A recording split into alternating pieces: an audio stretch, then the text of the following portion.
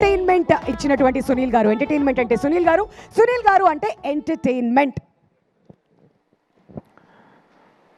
అందరికీ సంక్రాంతి శుభాకాంక్షలు అండి. ఇక్కడికి వచ్చిన వాళ్ళందరికీ కూడా ఈ సినిమాని ఇంత బాగా ఆదరించిన ప్రతి ప్రేక్షకుడికి అందరికీ కూడా చాలా చాలా చాలా థ్యాంక్స్ అండి. ఎందుకంటే ఇది నాకు కొంచెం స్పెషల్, నాకైతే స్పెషల్ సంక్రాంతి. ఎందుకంటే ఈ సంక్రాంతికి నేను నలుగురిని నవ్వించే అవకాశం నాకు వచ్చింది ఈ సినిమాలోనేనండి. నిజంగా నాకు very happy Sankranti. Thank you తమ్ముడు. కిషోర్ని నేను ఎప్పుడు ఇంతకుముందు చిత్రలహరి అయ్యే చేసేటప్పుడు కిషోర్ని అంటూ ఉండేవాడిని, రియల్ లైఫ్లో చాలా స్పాంటేనియస్. తనను కలిస్తే అరగంట మాట్లాడామంటే మనం ఆల్మోస్ట్ అరగంట కూడా నవ్వుతూనే ఉంటాం. అంత నీట్గా ప్రజెన్స్ ఆఫ్ మైండ్ ఉంటుంది. వేసే డైలాగులన్నీ కూడా మన అంత నీట్గానే ఎంటర్టైన్ చేస్తాయి. ఎక్కడ ఎవరిని హర్ట్ చేసేలా ఉండవు ఏమి. నాకు చాలా ఇష్టం తిన కామెడీ ఎందులో పెడతాడని. అలాగే ఇంకా రవి గారిది నాది అంటే చాలా కాలం నుంచి ఫ్రెండ్షిప్ అండి.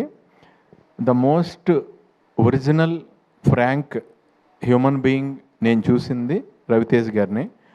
రవితేజ్ గారికి ఒక విషయంలో చాలా పుణ్యం ఉంటుందండి. ఎందుకంటే అది ఆయన టైం ఆయన వేస్ట్ చేసుకోకపోవడంతో పాటు మన టైం ఆయన వేస్ట్ చేయరు.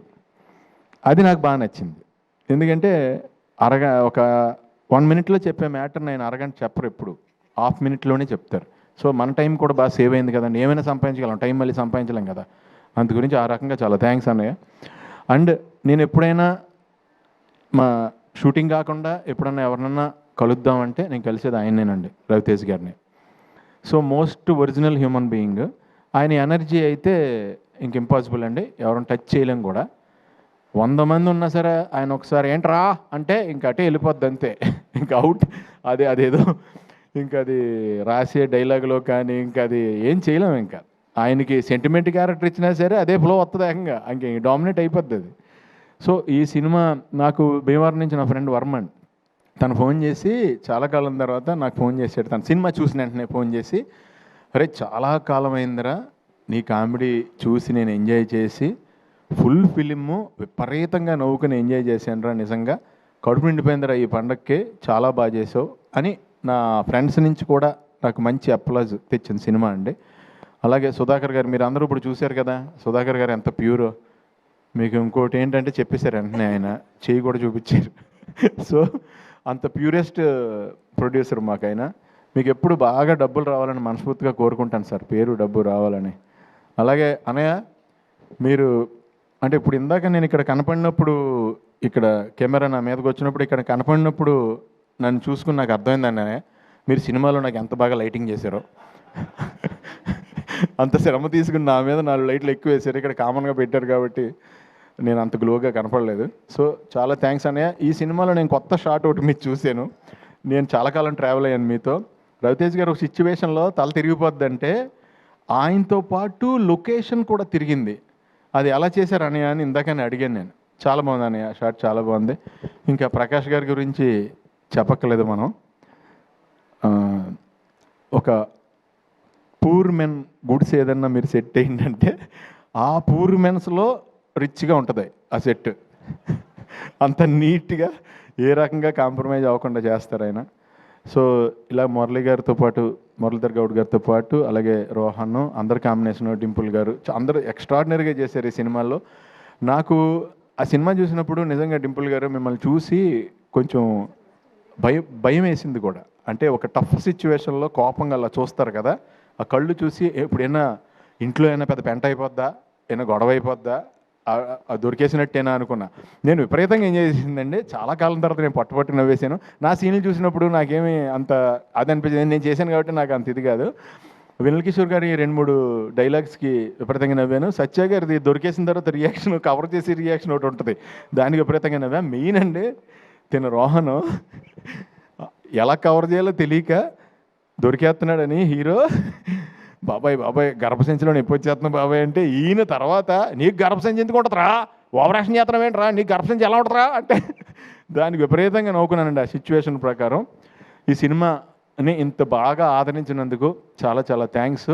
ఈ సినిమా నాకు కూడా 10 మందిని ఇంకా బాగా నవ్వించాలి, ఇంకా ఎక్కువ నవ్వించాలి అనటానికి నన్ను కూడా ఎంకరేజ్ చేశారు.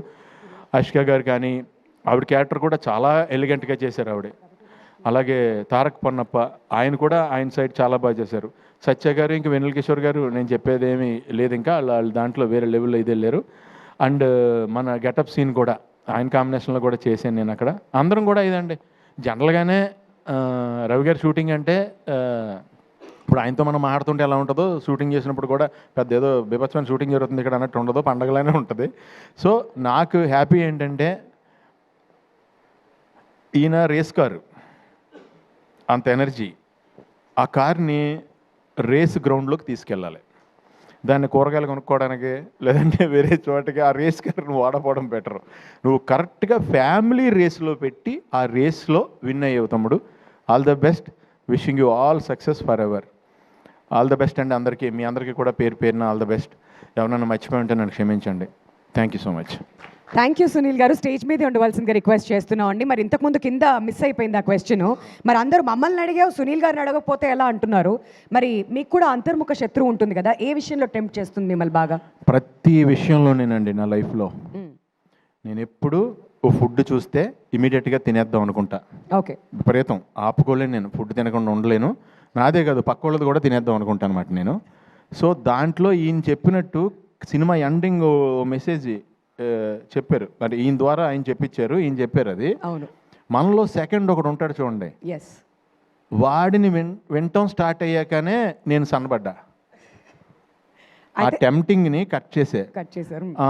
వాడిని ఎక్కువ వినేయటం వల్ల నాకు ఈ మధ్యన ఏమైందంటే నన్ను బాగా చీట్ చేస్తుంది ఏంటో నాకు అర్థమైపోయింది నా లైఫ్లో. నా కళ్ళు నన్ను ఎప్పుడు చీట్